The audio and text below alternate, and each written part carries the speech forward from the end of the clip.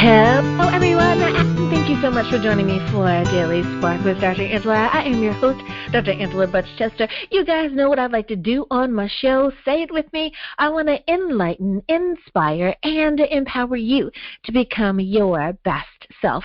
Now, Scripture reminds us that the tongue is a small thing that makes grand speeches, but a tiny spark can set a great forest on fire. And that's what we want to do today. We want to get you fired up about my guest. We'll be spending time with Rich E. Shaw today, and we'll be talking about his book, Passionaire, Building Wealth Inside Out. So go on, get comfy, get cozy, get your coffee or get your tea, because we are about to get started. Hello, Rich. Thank you so much for joining me here on Daily Spark with Dr. Angela. Glad to be here. Absolutely. Now, as is tradition around here, we always give our guests an opportunity to introduce themselves. We realize that there may be some folks out there that are unfamiliar with you or with your work. So my first question to you is, tell us a little bit about yourself. What makes you, you? Well, I'm a multidimensional kind of person. I don't just do just one thing. I have a diverse background. I started out after college. I went into the educational realm, and I taught there for several years, and went into administration. I've been a classroom English teacher, assistant principal, middle school, high school, and I've been a high school principal, and I've pretty much been a principal on all levels.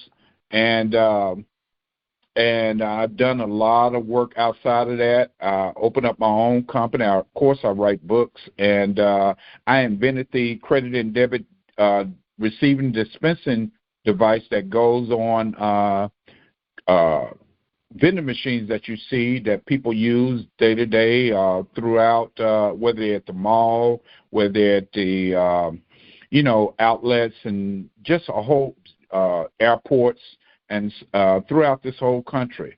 And I'm the person behind the madness. Mm-hmm.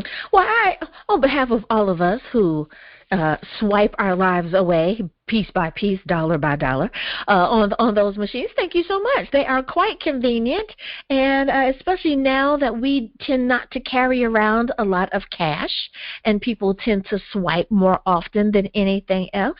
I appreciate your inventing that. That is quite ingenious. Absolutely. Appreciate it. Now, being an author, for some of the authors that I've spoken with, when I ask, have you always wanted to be an author, I have to admit, the majority of them say, Dr. Angela, if you had asked me if I was going to be an author 2 years ago, I would have told you no. But here we are. So I want to make sure that I give you an opportunity to ask that as well. Being an author, have you always wanted to do that, or did you realize that this was yet another way for you to share your knowledge with the masses? Thank you for asking that question. I kind of stumbled up into it. It wasn't intentional. I've always kind of been a person that's given to detail, and I started writing. My mom inspired me to write my thoughts down, and when I was a young kid. But as I progressed and got older, I started dibbling and dabbling into a lot of different other things. I used to draw when I was a kid, and then moved into the creative side, but never writing. Writing didn't come until I actually got into my career. And I wanted to branch out and do some other things. And by me having taught English as my background is at what I started out in, and then it really didn't hit me until I first got promoted. I was started writing a book, and that dealt with how to improve schools. And so that was my first book that I never completed because I got so busy, and I really didn't have time to complete it. And so it wasn't until later on that I was kind of provoked into it.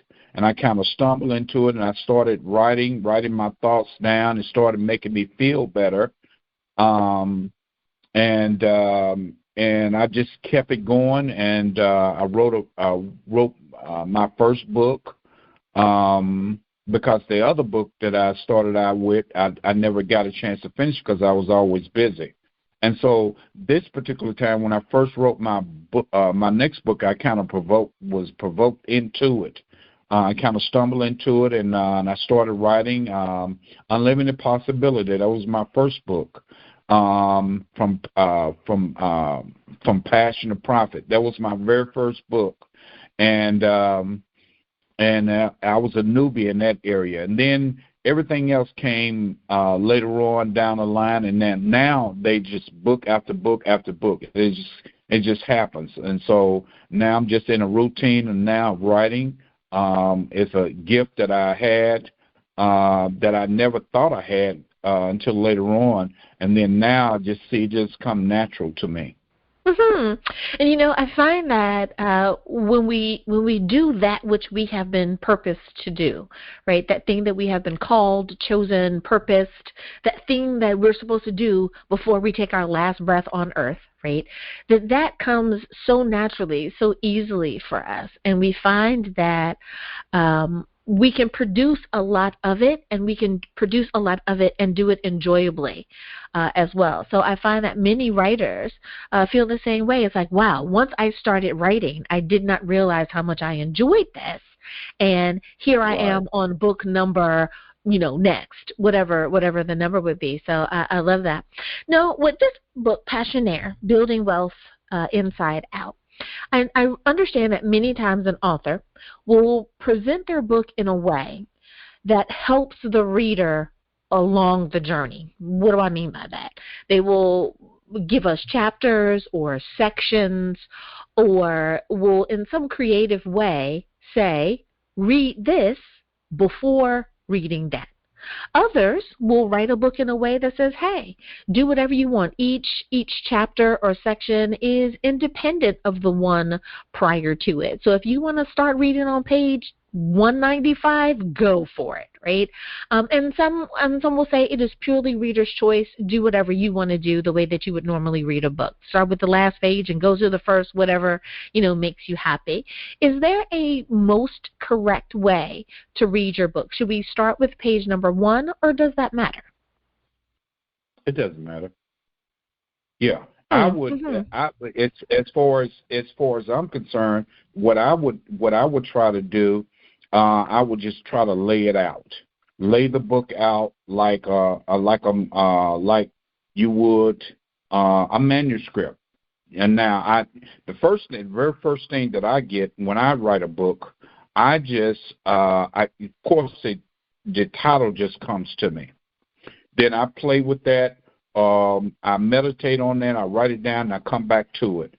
And then the table of contents, they come to me, but I don't finalize that until later on. I come back to that. I start with chapter 1, and then I go on and label chapter 2. And each time, I will try to keep it organized and make it easy to follow chapter by chapter, chapter 1, chapter 2, chapter 3, and then after I get all the chapters that I want, then I come back and I do the table of contents for me. That works for me. And I used to write down on everything that I could write down on, starting with a napkin. I could be in a restaurant. I get a thought, and I get a napkin. I write some thoughts down. Then I tuck it away, and I come back to it. And that has worked for me for a long time. I've been one of those kind of people that I don't let too many thoughts slide through my mind without jotting it down, because there's a purpose for me having that down. Writing that down that way, or acting that way, or acting upon that way, because that has been beneficial to me on the creative side. because a lot of creative thoughts that run through people's mind, and then it's just an idea or thought, and they just never entertain it. Well, I have learned over the years, being an inventor and being a creative side of a creative person, to always write my thoughts down. No matter how minor that it may be, I just write it down. And then now, as a result of me doing that, other thoughts come to my mind. So that's where the creative ideas, I play with words. I've always been that kind of person that plays with words, because I started out in the ministry early on in my life. I was one of the associate pastors at my church early on, and so meditating was just a second nature to me. And so that's been always been the key to how I'm able to come up with different ideas, come up with creative topics to write about, and to be able to put those down, because writing is something that you have to be committed to. It's not something that you could just pick up as, just here and there, and it's just not full time. You have to be really, really committed to writing, because it's a lot of mental thinking, thought. You have the thought process, Mm-hmm. Absolutely, absolutely, and you're right. It isn't, if you're not serious about it, then wait until you are, because unfortunately, those reviews are going to reflect that you were not ready to put out this product. So I think you're right. When you're really ready to do it, you'll know when the perfect time is, and you'll be able to present that full and complete work of a book or literature, whatever it is that you're presenting to the world. It definitely will make a difference. Now, I like to ask this question when it comes to who is your ideal reader, the age group of your ideal reader. I like to ask it this way. We all understand that a high schooler would be between ages of 14 and 18 years old. Would you say that your book is appropriate for someone as young as high school, or do they need to be a little bit older, like college age and older, to be able to understand and follow along? That's a good question. I'm glad you asked that question. My books are, they range from young teenagers to adulthood readers. I don't discriminate. I don't write a book to a certain age. I write it, and I look at the characters that I would like to include in there. But this particular book, Passionaire, that's for all ages. It's age appropriate for any kid. But the verbiage, my vocabulary, that may get some kids who may be in elementary. It may be a little bit over the top for them. But when you start, let's say, middle school, high school, and on up through college and grad school, and people who are out just in real, out in the real world, I think this book is very, very appropriate for all ages, if you ask me, because because everybody wants to know who they are. Everybody wants to know, how do I discover my passion? How do I discover my purpose? What am I here for? Everybody wants to know that at some point, and I don't think a certain age group will want to know that, And so that's why this particular book is so unique, because it's of all ages. Anybody can read this book. I would encourage anybody as far as middle school, all the way through high school and college and on up, all up the ladder. I love it. I love it. Because of the type of topic it is. Right. Absolutely. Absolutely. Everyone should be aware of their passion and how they can step out into it. Well, it is time for us to take a break. But before we do, can you remind everyone, please, what is the title of this book? Where can we get a copy? And how do we stay in contact with you? All right. The name of this book is Passionaire, Building Wealth Inside Out. And you can get a copy of this book on Amazon, Barnes & Noble, and therealrichardeshaw.com. You can keep in contact with me on Twitter, Facebook, Instagram, Richard E. Shaw or Rich E. Shaw, Twitter at Richard Rich Shaw the third, and Instagram R Shaw 10,000. Alrighty, everyone. Now you know where you can get a copy of the book. We'll be back right after this.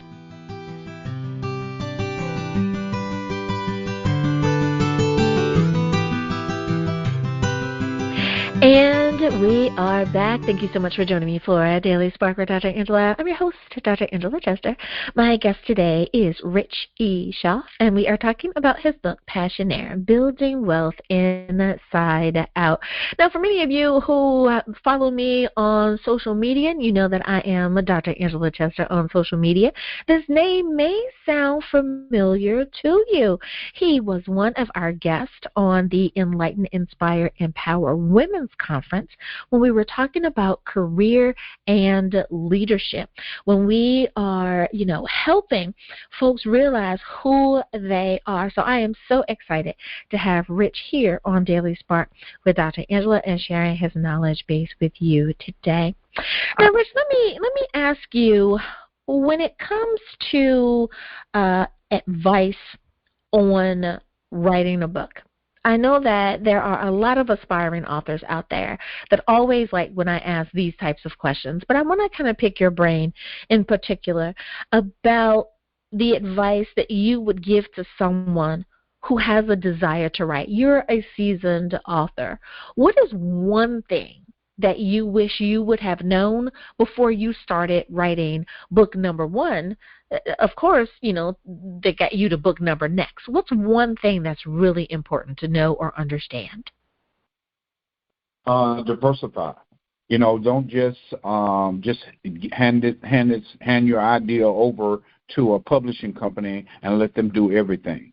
You be hands-on. You have your own website. You make sure that all of your banking information is on every single thing. You don't just give it over to them and then you just turn it loose and then you realize that you are a broke author. You have your bank account connected to Amazon, Barnes & Noble, to even your own website, and so that you can get the income because you labored, you gave birth to that baby. So you need to be able to reap the benefits of your labor, your hard time, your hard work that you put into it, and then protect yourself. Make sure that your name is created on there as the copywriter. You want to copyright that yourself. And then make sure that, here's a third thing, make sure that you copy edit it. You have it copy edited. Don't just let them just do everything. You do something yourself, because what you're doing is you're learning the ins and the outs to being an author. Don't just you're going to pay them to do everything. You finish that whole product and then you copyright it and then you give it to them. And then that's how you'll know that everything belongs to you. Email it to yourself, do it old school, and then release it over. But make sure your bank account is connected to everything where you're going to get paid. Even Amazon, Barnes & Noble, make sure your bank account is there. Because every month I get a notice that I'm getting royalties off of my ideas. And in my first book, I didn't have that. So they got all the money, and I waited for them to send me a check. I thought that they were going to be honest with me, but that didn't happen. So yeah. I lived and I learned from that experience, and so I'm sharing that knowledge with you. And thank you for that nugget, because I know that with my workbook that I wrote, and I don't really push it necessarily because that's not one of the main things that I do, but it is available. But you're right, it is so important because you do get those royalty checks, and God bless America. When I see that, it's like, hey, I sold some books. All right, so it is a very beautiful thing to be able to know that part is taken care of. And I'm sure if anyone who listens to this show or any other show speaking with authors, unfortunately, there are far too many stories of that very thing, of you giving the company permission to accept your money and then they, in turn, divvy it out to you. And so many people have said, I have been with them for 3 years and I have not gotten one royalty check. And it's like, oh my, Right. like, yeah, that can't possibly be right. I hear that a lot. Yeah. I hear that a lot. And so to prevent that, just make sure that you're part, you're hands-on when it comes to that. Yeah, absolutely. I couldn't agree with you more there. Now, when it comes to deciding how you were going to for Passionaire, when you were trying to decide how you were going to publish your book. Now, everyone has to, and I try to ask the question the same way, and you kind of hinted at it already, but I do want to give you an opportunity to answer. We know that you can self-publish, meaning that you kind of do the majority of the work yourself. You can hire professional services where you pay people to take care of all of the steps for you, or you can hire a publicist and they pitch your book to the big boys, as I like to call them. How did you determine which way was best for you? And once you made that decision, how long did that process take? That's such a good question. I get this question a lot, and one of the things that I would encourage people to do is learn the process yourself. There's nothing wrong with self-publishing. That way you're learning it. You're learning it yourself. You're learning the ins and the outs, if I may put it that way. Going the traditional route is, that's they're looking for sales. They're looking for people who will generate sales.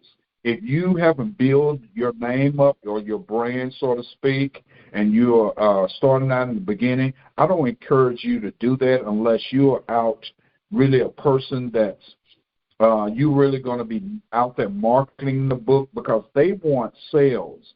And if you haven't proven haven't had a proven track record of selling books, multiple books, then they won't touch you. They won't touch you. And a publicist is good to have because they're marketing, they're getting your name out there, you're building your brand, that sort of speak. That's good. I have that myself. But the most important thing is to learn the process yourself, and I encourage people to do self-publishing. There's nothing wrong with that. A lot of people who are famous that they don't always have a publicist. They're doing self-publishing because they're learning themselves, and they're getting their name out there, and they know the process. They know where their money is going. It's like what I was saying earlier about having your bank account. Now, when you start building your name up, everybody knows who you are.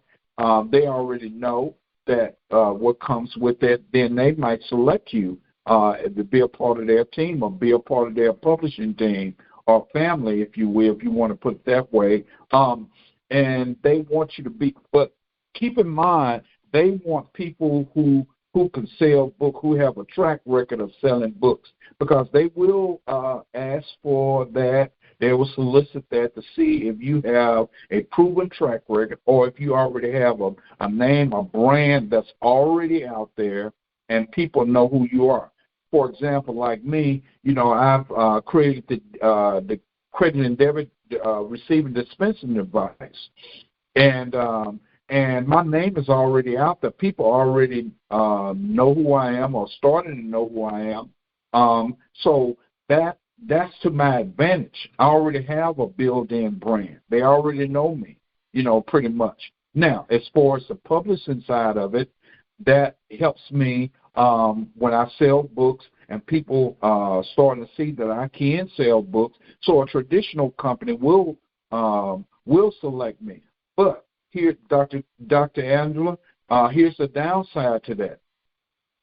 Now, let's say, and it's happened, and my publicist told me about a deal where somebody that she was representing, she wrote a story about herself, and